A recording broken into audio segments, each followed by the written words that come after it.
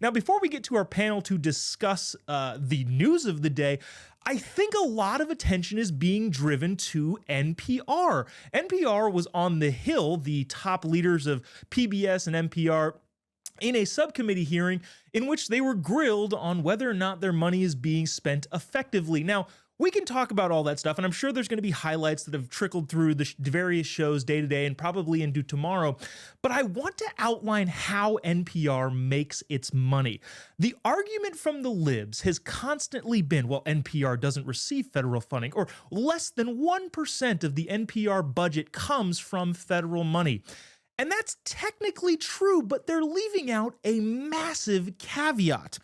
In 1967, there was a Public Broadcasting Act passed by Congress, which established the Corporation for Public Broadcasting. The Corporation for Public Broadcasting gets about $500 million every single year from Congress. Then there's about $160 to $180 million, depending on the year, that goes towards issuing various community service grants for radio specifically. Those community service grants then go to the local radio stations, and the local radio stations then use that money to purchase syndicated radio, in this case, talk radio, and in most cases, NPR. Now, you may be thinking, well, why can't they purchase other news outlets or syndicated conversation radio talk show pieces? Well, they can't, because by default, it has to be, according to the Corporation for Public Broadcasting guidelines, nonpartisan or educational, and happens to be that NPR falls in that category. All I'm trying to say is this. Does federal money go from the federal government to NPR directly? Not exactly. No, instead, they issue grants through the Corporation of Public Broadcasting that goes to the local radio stations. The local radio stations then circulate that money back to NPR. So the people that are saying, well, NPR doesn't receive government funding, it's less than 1%.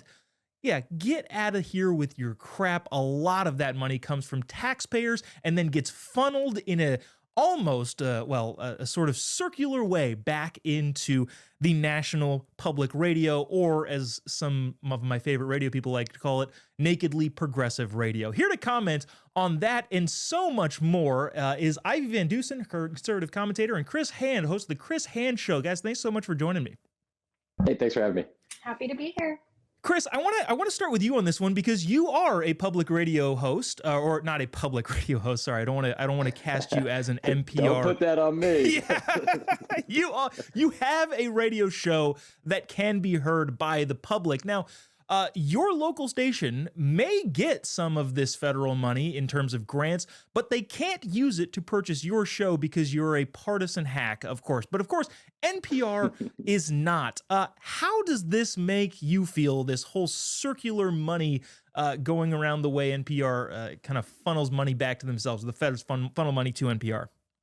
I mean, the thing with NPR is they may be evil, but they're not dumb, and they understand where this money is coming from. They're funneling it via proxy, and we see this so many times in so many other government institutions. But if NPR had to monetize themselves the way private radio does, they would fail, and this is causing them to shake in their boots. I mean, think about it. How many left-wing radio personalities do you know that are even moderately successful? I can think of one, and it's Jimmy Dore. And I think the left has completely disowned him at this point because he speaks too much truth. The problem is that there's no appetite for this left-wing talking point. It has to be forced down your throat. Therefore, the government has to subsidize it. And that's why we're seeing issues today. Some of the quotes, though, that I saw were NPR chief Catherine Marr was making statements. They were calling her out in her past tweets. This is who's in charge of NPR. This is nonpartisan, by the way. America is addicted to white supremacy. She said that. America believes in black plunder and white democracy. She said that. And she was also on record for yes on reparations. That's who's in charge of NPR currently. Does it sound nonpartisan to you? Yeah, that sounds very down the middle, completely nonpartisan. There's no sway there at all over at NPR. Ivy, so this sounds like I don't know if you have kids, and I don't know how many kids you have if you do have kids, but it sounds like your daughter has a cookie, and you tell your daughter, "Hey, don't give that cookie to your brother." And then she goes, gives the cookie to her sister, and then her sister gives the cookie to her brother, and she says, "Well, I didn't give the cookie to the little brother." Would that fly in your household? This again, kind of circular way of funneling money or cookies in this No, instance?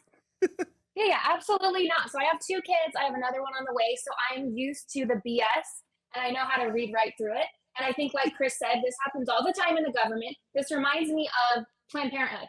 I know they talk about abortions and how they say, "Well, it's not really funded by taxpayers. It's not, and they just ignore it. Or it's just 1%, or it's just this." We're not that stupid. Dig into it, go look. It is funded by the taxpayers. They know it. That's why they're worried about this. That's why they don't want to talk about this. Yeah, I just think it's very easy to see right through it.